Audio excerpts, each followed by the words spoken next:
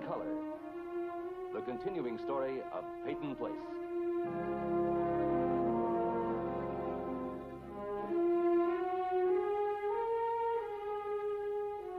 Starring Dorothy Malone as Constance Mackenzie, Ed Nelson as Michael Rossi, Ryan O'Neill as Rodney Harrington, Barbara Parkins as Betty Anderson, Tim O'Connor as Elliot Carson, Christopher Connolly as Norman Harrington, Patricia Morrow as Rita Harrington, James Douglas as Stephen Cord.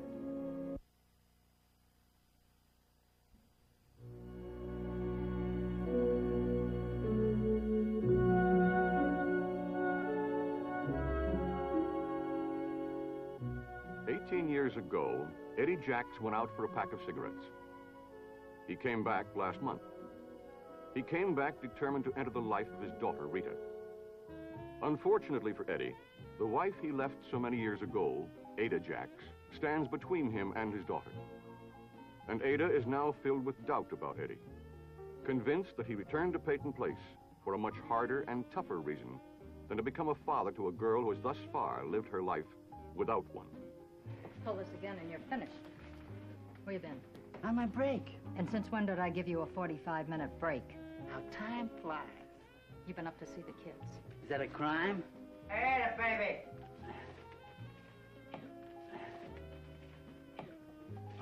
Just stay right there. Yeah, I've been to see the kids, and there are a couple of things I want to talk to you about. Maybe we could go out back. You stay right there behind the bar, mister. Understand? From now on. And if you haven't got anything else to do, wash the glasses again. Glasses around here haven't looked very polished. What a joint. Can I pour you a drink, Ada? Yeah, okay. Ada? What do you want now? A word with the management. You want another break or something? Or, maybe you want me to fire you.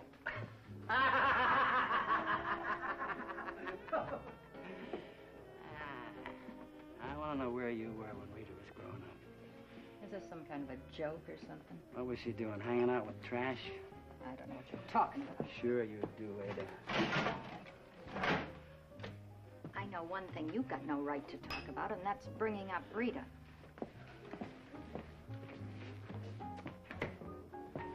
Okay, fellas, huh? Yeah, how's everything over here? Hey, come on, finish your drink, will you? All right. I'll just have it here. Hey, see.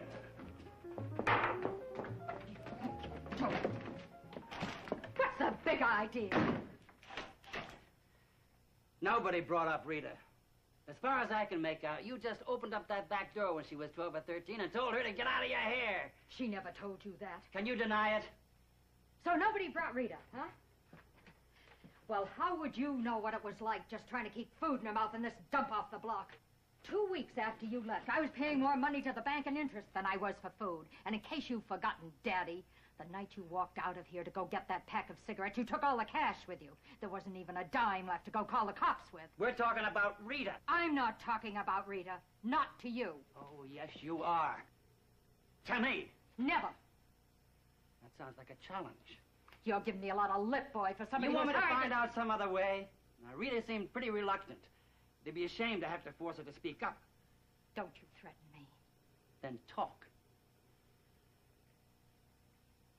Oh, I get pretty stubborn at times, like now. And I'm gonna find out from somebody. Did Rita go around with a wild bunch at school? Yep. How come you let her? I couldn't stop her. What kind of a mother? A rotten mother. I was too busy playing father. Oh, that's an old cop-out, and I'm getting pretty tired of it, Ada. Other women bring up kids on their own, and the kids don't all run around with delinquents. Now, their mothers can stop them. How come you couldn't? Or maybe you didn't care. Maybe you didn't even know. Maybe you were so busy with your social activities and making a quick buck and your gentleman friends. You're way off base, mister, and I don't have to listen to any more of this. What was Rita doing with those kids? Having herself a ball. She is not like that. Not now, but she was lonely then. Weren't there any decent kids in town? Sure, but you don't make it as a decent kid just by being decent. You gotta live on the right side of town, have your own car and your own phone, and most of all, have your own father. Well, Rita didn't qualify, But remember Gus Chernak? Yes, he was tough and he drank a lot. Yeah. Well, he had a boy, a few years older than Rita. Tough as nails and mean. Rita was his girl. She was only 15 or 16. What do you mean she was his girl? You mean she tagged along? No, I mean she was his girl.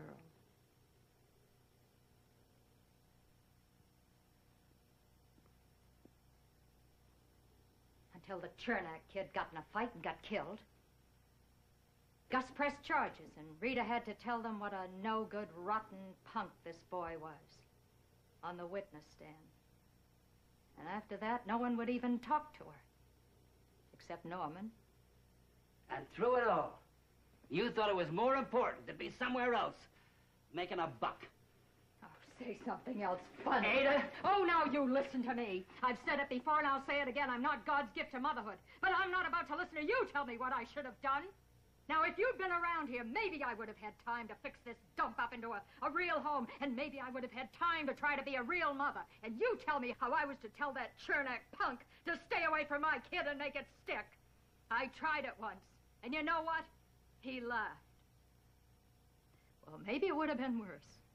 A rotten father isn't much better than no father. And now who's tending bar out there? Your husband, Ada.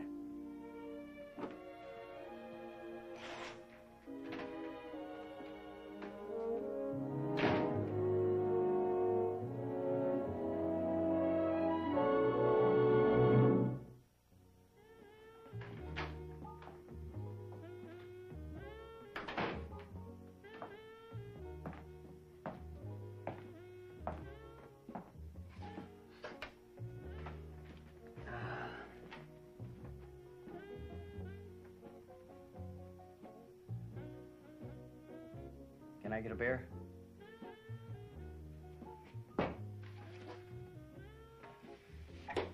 You're Eddie Jacks, aren't you? Yeah.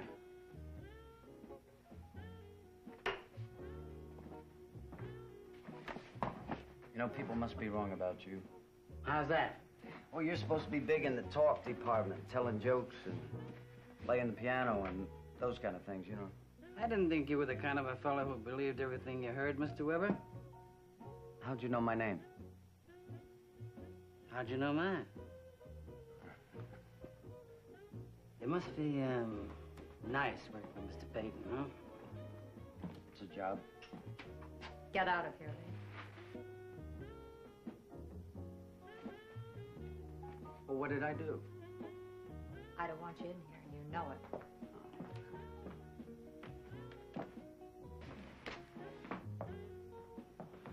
Hold it a second. Is, Mr. Peyton still the connoisseur of brandy he always was?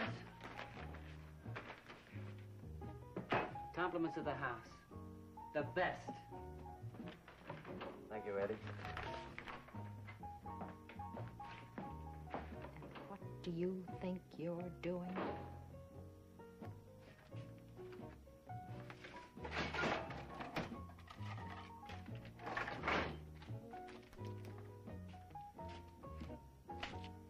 Keep the change.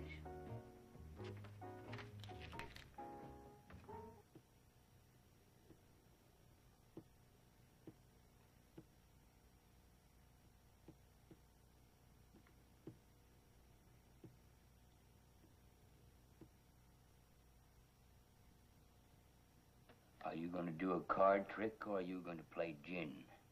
Trouble with you is you don't take time to learn your hand. I have memorized my cards. A lot of good it's done you, hasn't it? Discard, please.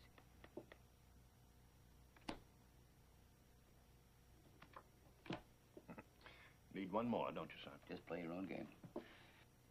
There's one thing worse than going home to an empty house that's coming here and watching you play Mississippi Gambler. How long will Connie be away? A few days ago. If it had been me, I don't think I'd have let it go. Oh, it's the first time that Rachel has asked to see Mrs. Carson and the baby. It's the first time she hasn't referred to Connie as her mother. Oh, then she's making some headway. Oh, sure. Dr. Rossi and all the psychiatrists seem to feel that she's beginning to face some sort of reality now, you know. Seems to me he's putting an awful strain on Constance. Well, she wanted to go, Dad. What do you mean? I didn't discard that. It just kind of slipped out of my hand. You discarded that card. No, I didn't. I didn't let go of it. According to the rules of this game, it isn't a play unless you let go. Then let go of the card. I don't think I will. Yeah, try that. I think that's dandy. Just dandy.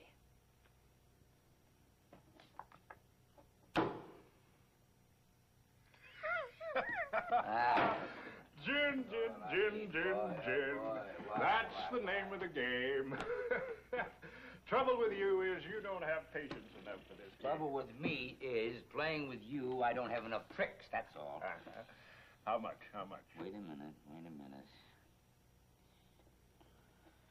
I owe you $2,423.09. I'll take a check. I think you better. One more game, huh? No, One more. not with you, my friend, not with you. Besides, Connie's only been gone a few hours, and that house looks like a cyclone. Yeah. Well, thanks for the company, Dad. Yeah, come back tomorrow night, I'll give you a real shellacking. Well, only if you begin to learn how to let go of your cards, yeah. Good night, son. Good night, Dad.